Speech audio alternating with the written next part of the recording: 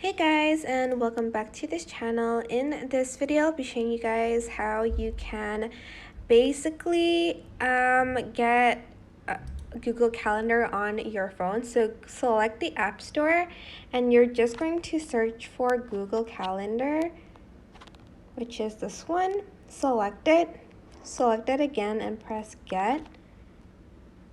Then press install. I do have to add in my password for it, but yeah, that is basically how you can install Google Calendar on your phone. It is that simple.